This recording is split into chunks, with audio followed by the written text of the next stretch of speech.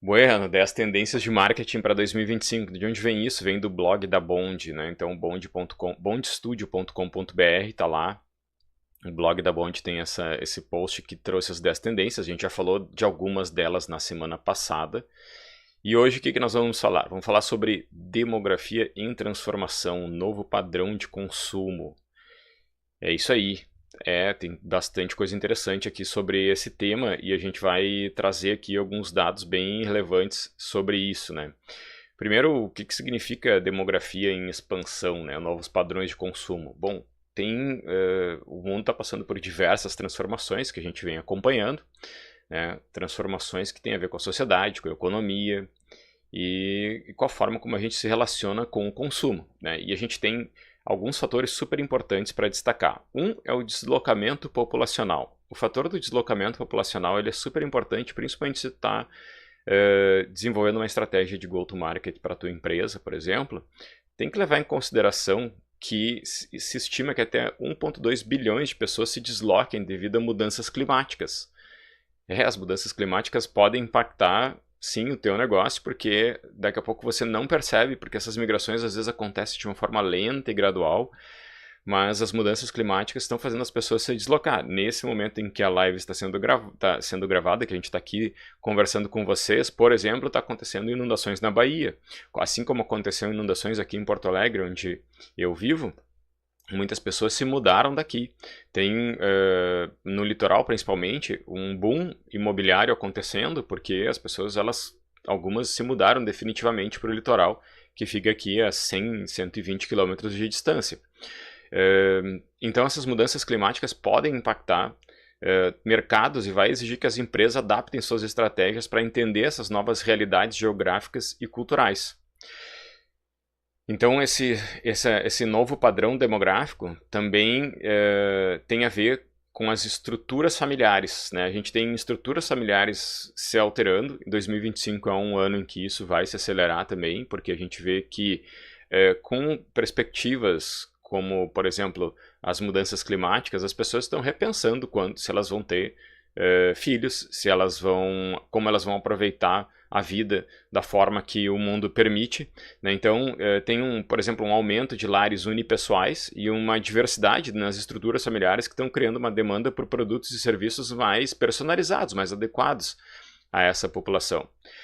E com o crescimento do número de pais de pets, por exemplo, esse segmento pet está se expandindo rapidamente, refletindo essa mudança nas dinâmicas familiares. Então, a gente vê que o elemento demográfico também passa pela estrutura familiar, ou seja, como as pessoas estão organizando suas famílias, estão se estruturando para viver. E produtos, serviços, estratégias precisam ir se adaptando cada vez mais em relação a isso, né? Outro fator demográfico que a gente vê como tendência para 2025 é também a continuidade do envelhecimento da população. Então, o Brasil está passando por um processo acelerado de envelhecimento da população. Em 2030, por exemplo, se espera que 47% da população ativa tenha mais de 45 anos, o que vai exigir adaptações em produtos e serviços oferecidos para atender as necessidades desse grupo etário. Eu, por exemplo, me incluo nesse grupo. E como é que eu produzo mais, ou produzo a mesma coisa de quando eu tinha, por exemplo, 20 e poucos anos, ou 30 anos, né? O próprio padrão familiar muda para uma pessoa de 45 anos, para uma pessoa de 30 anos, ela tem, às vezes, mais filhos, ela tem, às vezes, que cuidar dos pais, e como é que uma pessoa com menos capacidade produtiva vai conseguir equiparar e manter a economia girando com menor capacidade produtiva? Aí entra a nossa nova amiga, inteligência artificial, né? A inteligência artificial permite que pessoas produzam mais através de sistemas e agentes como copilotos de trabalho, que permite que as pessoas consigam incrementar, ampliar sua capacidade produtiva em tarefas intelectuais, né? Claro, tarefas braçais são mais complicado, mas em tarefas intelectuais a inteligência artificial permite que as pessoas consigam produzir mais. Então, esse envelhecimento da população também vem de encontro à ampliação do uso das plataformas de inteligência artificial, que permite com que as pessoas produzam mais. Então a gente vê assim aqui, por exemplo, estratégia de produto que não tiver inteligência artificial vai ser um gap, vai ser um produto com uma menor aderência para esse perfil populacional, né?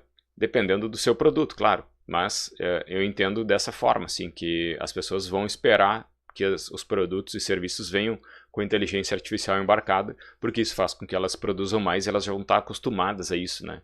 Daqui a um tempo. E quando a gente fala de envelhecimento e questões demográficas, a gente também entra na expectativa de vida. A expectativa de vida no Brasil deve alcançar os 79 anos até 2030. Só faltam 5 anos para isso. Refletindo essas melhorias nas condições de saúde e bem-estar, né, o Brasil, a gente, enfim, tem situações aí que ainda precisam melhorar muito, mas a expectativa de vida do brasileiro vem aumentando ano a ano. E esse aumento está associado também a uma redução da mortalidade infantil e também a maior sobrevivência em idades avançadas. Então, quando você tem uma redução da mortalidade infantil, você também tem uma evolução da medicina, você tem N fatores aí e cenários que mostram que as pessoas estão mais atentas assim, a questões de saúde, né? Justamente por isso também estão tendo mais acesso e investindo mais na saúde, né? E aí, em relação à saúde, tem um fator bem interessante, que é o investimento na saúde holística, né? A saúde holística é a saúde que olha para o todo, né? A saúde mental, física e social. E como a gente percebe assim que a própria demanda por uma redução de consumo que reduza o consumo e as emissões de carbono, né? Reduza a quantidade de produtos que a gente consome, vem fazendo com que a gente comece a olhar em outros aspectos da vida para se sentir bem, para gastar o nosso dinheiro, para se realizar.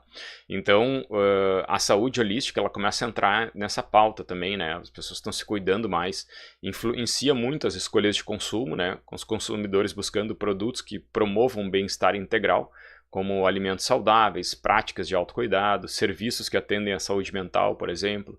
Então, a gente tem aí uma série de produtos, por exemplo, que estão sendo lançados e que podem entrar nessa tendência, né? Como os nootrópicos, por exemplo, que são produtos que ajudam as pessoas a melhorar a sua atividade mental e entre outros suplementos aí que as pessoas vêm consumindo cada vez mais para ter uma vida mais saudável, mais longeva, né? Então, quando a gente fala aí de demografia em transformação e padrão de consumo, tá tudo isso incluído, né?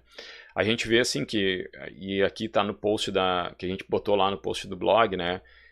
A estratégia para as marcas passa muito por captar esse público num cenário de consumidores reduzidos em alguns pontos e com novos desejos, novas atenções, né, para produto e serviço. Então é super importante esse mapeamento de personas e a criação das campanhas seja voltado para essas necessidades específicas de cada grupo, né?